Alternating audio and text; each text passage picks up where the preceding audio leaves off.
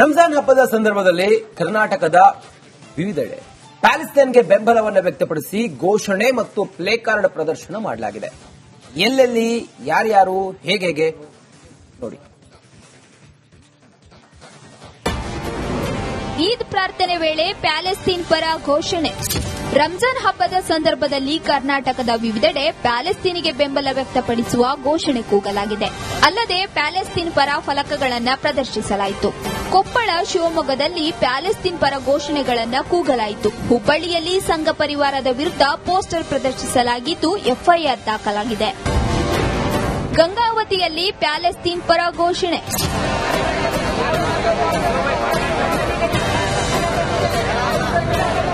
ಈದ್ ಪ್ರಾರ್ಥನೆ ವೇಳೆ ಪ್ಯಾಲೆಸ್ತೀನ್ ಪರ ಕೊಪ್ಪಳದ ಗಂಗಾವತಿ ನಗರದಲ್ಲಿ ಘೋಷಣೆ ಕೂಗಿದ್ದಾರೆ. ಈ ಸಂಬಂಧ 6 ಮಂದಿಯನ್ನ ಕಾಕಿ ವಶಕ್ಕೆ ಪಡೆದುಕೊಂಡಿದ್ದಾರೆ.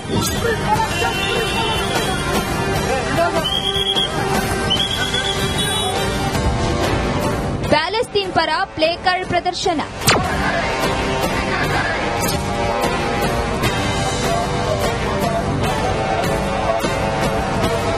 ಇನ್ನು ಶಿವಮೊಗ್ಗದ ಸಾಗರ ತಾಲೂಕಿನ ಕೆಳದಿ ರಸ್ತೆಯ ಈದ್ಗಾ ಮೈದಾನದಲ್ಲಿ ಈದ್ ನಮಾಜ್ ಮುಗಿಸಿದ ಬಳಿಕ ಪ್ಯಾಲೆಸ್ತೀನ್ ವಿಲ್ ಬಿ ಫ್ರೀ ಎಂದು ಪ್ಲೇ ಕಾರ್ಡ್ ಪ್ರದರ್ಶನ ಮಾಡಲಾಗಿದೆ. ಪ್ಯಾಲೆಸ್ತೀನ್ ಗಾಜಾ ಮೇಲಿನ ಇಸ್ರೇಲ್ ದಾಳಿ ಖಂಡಿಸಿದ್ರು. ಅಲ್ಲದೆ ಕೇಂದ್ರ ಸರ್ಕಾರ ತರಲು ಮುಂದಾಗಿರುವ ವಕ್ಫ್ ತಿದ್ದುಪಡಿಗೆ ಎಸ್ಡಿಪಿಐನಿಂದ ವಿರೋಧ ವ್ಯಕ್ತಪಡಿಸಿದ್ರು. ಸಂಘ ಪರಿವಾರಕ್ಕೆ ಅವಹೇಳನ ಮಾಡಿ ಭಿತ್ತಿಪತ್ರ.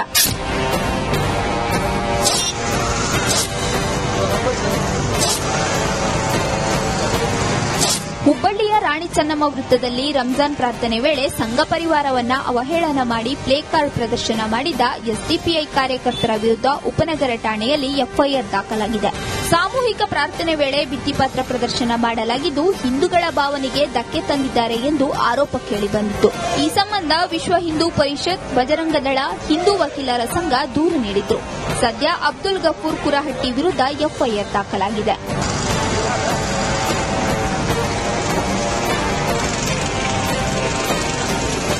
ಒಟ್ಟಾರೆ ರಂಜಾನ್ ಹಬ್ಬದ ಸಂದರ್ಭದಲ್ಲಿ ಕರ್ನಾಟಕದ ವಿವಿಧೆಡೆ ಪ್ಯಾಲೆಸ್ತೀನ್ಗೆ ಬೆಂಬಲ ವ್ಯಕ್ತಪಡಿಸಿರುವುದು ಚರ್ಚೆಗೆ ಗ್ರಾಸವಾಗಿದೆ. Bureau report, Republic Kannada. ಇದೊಂದು ಕೆಟ್ಟ ಸಂಸ್ಕೃತಿ. ಯಾಕೆ ಇದು ಈಗ ಮಾತ್ರ ಅಲ್ಲ, ಈ ಹಿಂದೆ ಕೂಡ ಹಂಗೆ ಬೆಂಗಳೂರಲ್ಲೇ ಪ್ಯಾಲೆಸ್ತೈನ್ ಪರವಾಗಿ ಪ್ಲೇ ಕಾರ್ಡ್, ಬ್ಯಾನರ್ ಎಲ್ಲ ಇಟ್ಕೊಂಡು. ಯಾಕೆ ಆ ಪ್ಯಾಲೆಸ್ತೈನ್ ಪ್ರೇಮ ಯಾಕೆ ನಮ್ಮವರಿಗಂತ? ಮುಸ್ಲಿಂ ರಾಷ್ಟ್ರ ಅನ್ನೋ ಕಾರಣಕ್ಕಾಗಿ. ಈಗ ಇಸ್ಲಾಮನ್ನು ಏನ್ ಹೇಳ್ತಾರೆ, ವಿಶ್ವಭಾತೃತ್ವ ಅಂತ ಕರೀತಾರಲ್ಲ. ಎಲ್ಲಿದೆ ವಿಶ್ವಭಾತೃತ್ವ? ಮುಸ್ಲಿಂ ರಾಷ್ಟ್ರ ಆಗಿದ್ರೆ ಮಾತ್ರ ನಿಮಗೆ ಪ್ರೀತಿ. ಇದು ಈಗ ಅಂತಲ್ಲ. ಟರ್ಕಿಯಲ್ಲಿ ನಿಮಗೆ, ನೀವು ಸ್ಕೂಲಲ್ಲಿ ಕೇಳಿರ್ಬಹುದು, ಯಾವುದು ಆ ಖಲೀಫನಿಗೆ ವಿಚಾರಕ್ಕೆ ಸಂಬಂಧಪಟ್ಟ ಹಾಗೆ ದೊಡ್ಡ ಹೋರಾಟಗಳಾಗತ್ತೆ. ಅಲ್ಲಿ ಖಲೀಫನ ವಿಚಾರಕ್ಕೆ ಖಿಲಾಫತ್ಲಾ ಅಂತೇಳಿ ಮಹಾತ್ಮ ಗಾಂಧಿ ಅದಕ್ಕೆ ಸಪೋರ್ಟ್ ಮಾಡ್ತಾರೆ. ಎಲ್ಲಿಯ ಟರ್ಕಿಯಲ್ಲಿ ಆದಂತಹ ಘಟನಾವಳಿಗಳು ಇಲ್ಲಿಯ ಭಾರತೀಯ ಮುಸ್ಲಿಮರಿಗೆ ದೊಡ್ಡ ಸಮಸ್ಯೆ ಆಗ್ಬಿಡ್ತದೆ. ಪಕ್ಕದ ಶ್ರೀಲಂಕಾದಲ್ಲಿ ಆಗತ್ತೆ, ಅದು ಅವರಿಗೆ ಸಮಸ್ಯೆ ಆಗೋದಿಲ್ಲ. ಇದನ್ನೇ ಅಲ್ವಾ ಕೇಳ್ತಿರೋದು? ಇದನ್ನೇ ದ್ವಂದ್ವ ಅಂತ ಹೇಳ್ತಿರೋದಲ್ಲ. ನೀವು ವಿಶ್ವಭಾತೃತ್ವ ಇದ್ರೆ ನೀವು ಸಿರಿಯಾದಲ್ಲಿ ಗಲಾಟೆ ಆದಾಗ ಮಾತ್ರ, ಕಿರಿಕಿರಿ ಆದಾಗ ಮಾತ್ರ ನಿಮ್ಗೆ ಸಿರಿಯಾದಲ್ಲಿ ಪ್ರಾಬ್ಲಮ್ ಆಗಿದೆ, ಪ್ಯಾಲೆಸ್ತೀನಲ್ಲಿ ಪ್ರಾಬ್ಲಮ್ ಆಗಿದೆ, ಉಳಿದ ಕಡೆ ಪ್ರಾಬ್ಲಮ್ ಆಗಿಲ್ವ ನಿಮಗೆ? ಬಾಂಗ್ಲಾದಲ್ಲಾಯ್ತು, ಶ್ರೀಲಂಕಾದಲ್ಲಾಯ್ತು, ಆಗ ನಿಮ್ದೇನಿಲ್ಲ. ಇಲ್ಲಿ ವಿಶ್ವಭಾತೃತ್ವ ಮತ್ತೆ ಅಂದ್ರೆ ಈಗ ಒಂದು ವಿಚಾರ ಹೇಳ್ತೀನಿ. ಸಲ್ಮಾನ್ ಖಾನ್ ಶ್ರೀರಾಮಚಂದ್ರನ ಏನೋ ಒಂದು ವಾಚ್ ಹಾಕಿದ್ರಣಕ್ಕೆ ಯಾವನೊಬ್ಬ ಅದಕ್ಕೆ ಏನು ಅದು ಹರಾಮ್ ಅಂತ ಅಂದನಂತೆ. ಓಕೆ, ನೀವು ಹಂಗ ಹಾಕೋಂಗಿಲ್ಲ, ಮೂರ್ತಿ ಪೂಜೆ ಇದು. ಆಮೇಲೆ ಯಾರು ಮೋಹನ್ ಲಾಲ್ ಅವರು ಉಷಾ ಪೂಜೆ ಮಾಡಿಸಿದ್ರು ಅಯ್ಯಪ್ಪಂದು ಅಂತ ಹೇಳಿದಾಗ ಮಮ್ಮುಟ್ಟಿ ಮೋಹನ್ ಲಾಲ್ಗೆ ಪ್ರಾಬ್ಲಮ್ ಇಲ್ಲ. ಮಮ್ಮುಟ್ಟಿಯವರ ಆರೋಗ್ಯಕ್ಕಾಗಿ ಉಷಾ ಪೂಜೆ, ನೀವು ವಿಗ್ರಹ ಪೂಜೆ ಯಾಕೆ ಮಾಡ್ತಾ ಇದ್ದೀರಿ ಅಂತ ಇವರ ಆಕ್ಷೇಪ. ಅಲ್ರಿ, ಭಾರತದಲ್ಲಿದ್ದುಕೊಂಡು ಈ ಭಾರತ ಇರೋದೇ ವಿಗ್ರಹ ಪೂಜೆಯಲ್ಲಿ. ನೀವು ಹೇಳಿದ್ರೆ ಭಾರತವೇ ಕಾಫಿರ್ ಆಗಿದ್ರೆ ಕಾಫಿರ್ ದೇಶದಲ್ಲಿ ಇರ್ತೀರಿ, ಒಳ್ಳೆ ಕಥೆ ಆಯ್ತಲ್ಲ. ಈ ದ್ವಂದ್ವ ಯಾಕೆ ಅಂತ ನಾನು ಹೇಳ್ತಿರೋದು. ನೀವು ಪ್ರೀತಿಸ್ತೀರಾ? ಎಲ್ಲರನ್ನು ಪ್ರೀತಿಸಿ. ವಿಶ್ವಭಾತೃತ್ವ ಅಂದ್ರೆ ಏನು? ಎಲ್ಲವನ್ನೂ ಕೂಡ ಮನುಷ್ಯ ಧರ್ಮವನ್ನು ಪ್ರೀತಿಸುವಂತದ್ದು. ನಮಗೆಲ್ಲರೂ ಹೇಳ್ಕೊಟ್ಟದ್ದು ಅದನ್ನಲ್ವಾ? ಮಹಾತ್ಮ ಗಾಂಧೀಜಿ ಆಗಿರ್ಬೋದು, ಬಸವಣ್ಣ ಆಗಿರ್ಬೋದು, ವಿಶ್ವಭಾತೃತ್ವ ಕುವೆಂಪು ಆಗಿರ್ಬೋದು. ವಿಶ್ವಭಾತೃತ್ವ ಅಂದ್ರೇನು? ಅದು ನೀವು ಒಂದು ಧರ್ಮಕ್ಕಿಂತ ಮಿಗಿಲಾಗಿ ಆಲೋಚನೆ ಮಾಡುವಂತದ್ದು. ಅದಷ್ಟು ಸುಲಭವಾಗಿ ನಿಮಗೆ ದಕ್ಕೋದಿಲ್ಲ. ಅದು ನೀವು ಸಣ್ಣ ಏನು ವಿಚಾರದಲ್ಲಿ ನೋಡಿದಾಗ ಮಾತ್ರ ಅದು ಸಣ್ಣದಾಗ, ಇಲ್ಲಾಂತಂದ್ರೆ ನಿಮ್ಗೆ ಅರ್ಥ ಆಗ್ಬೇಕಂದ್ರೆ ಬಹಳ ಕಷ್ಟ ಆಗತ್ತೆ ಅಂತ ಹೇಳಿ. ಈಗ ನಾವ್ ಹೇಳ್ತೀವಲ್ವಾ, ಲೋಕ ಸಮಸ್ತ ಸುಖಿನೋ ಭವಂತು, ಭಾರತ ಸುಖಿನೋ ಭವಂತು ಅಂತ ಹೇಳಿದ್ದಲ್ಲ ನಾವು. ವಿಶ್ವ ಲೋಕವೇ ಲೋಕ ಸುಖಿನೋ ಭವಂತು ಅದನ್ನು ಹೇಳಿದ್ ನಾವು ಅನ್ನುವಂತ ಹೆಮ್ಮೆ ನಮಗಿರಬೇಕು ಅಂತೇಳಿ ನಾವೆಲ್ಲವನ್ನೂ ಹೇಳಿದ್ದೀವಿ ಅಂತೇಳಿ. ನಿಜ. ಹಾಗಂತ ನಾನು ಹೇಳಿದ್ನಲ್ವ IPL ಮ್ಯಾಚ್ ತರ, ಹಾಗಿದ್ರೆ ನೀನು ಇದರ ಬಗ್ಗೆ ಯಾಕೆ ಚಿಂತೆ ಮಾಡ್ತೀಯ, ಉಳಿದ ಹಂಗಲ್ಲ. IPL ಮ್ಯಾಚ್ ಆಡುವಾಗ ನಾವೇನ್ ಮಾಡ್ತೀವಿ, ಒಂದೊಂದು ತಂಡ ಕರ್ನಾಟಕ ಗೆಲ್ಬೇಕು ಅಂತ ಇರ್ತಾರೆ. ಕನ್ನಡ ಗೆಲ್ಬೇಕು. ನಮ್ಮ ಬಹಳ ಫೇವರೇಟ್ ಆಗಿರುವಂತವರು ಇದರಲ್ಲಿ ಇರ್ತಾರೆ. ನನಗೆ ಮಹೇಂದ್ರ ಸಿಂಗ್ ಧೋನಿ ಬಹಳ ಇಷ್ಟಪ್ಪ. CSK ಇರ್ತಾರೆ. ಆದ್ರೂ ಕೂಡ ನನಗೆ RCB ಗೆಲ್ಬೇಕು ಮನಸ್ಸಲ್ಲಿ ಆಸೆ ಇರ್ಬೋದು ನನಗೆ. ಬಟ್ ನಾನು ಕಾಯ್ತಾ ಇರ್ತೀನಿ ಇಂಡಿಯನ್ ಟೀಮ್ ಯಾವಾಗ ಬರುತ್ತೆ ಅಂತ ಕಾಯ್ತಾ ಇದ್ದೆ. ಆಗ ನನಗೆ ಭಾರತವೇ ಗೆಲ್ಬೇಕು. ನಾನು ಹೇಳಿದ್ನಲ್ವಾ, ಈಗ ಜಮ್ಮು ಕಾಶ್ಮೀರ ವಿಚಾರಗಳು ಬಂದಾಗ ಅನೇಕ ಬಾರಿ ಹೇಳಿದ್ವಿ, ಜಮ್ಮು ಕಾಶ್ಮೀರ ನಮ್ಮ ಅವಿಭಾಜ್ಯ ಅಂಗ, ಮತ್ತೊಂದು ಸ್ಟೇಟಸ್ ಆಗ್ತದೆ ಇಟ್ಕೊಳ್ಳಿ. ಕಾಶ್ಮೀರ ನಮ್ಮದು, ಪಡೆದೇ ಪಡಿತೇವೆ, ಗೆದ್ದೇ ಗೆಲ್ತೇವೆ, ಅದನ್ನು ಬಿಟ್ಟುಕೊಡೋ ಪ್ರಶ್ನೆ ಇಲ್ಲ ಅಂತ ಹೇಳಿ.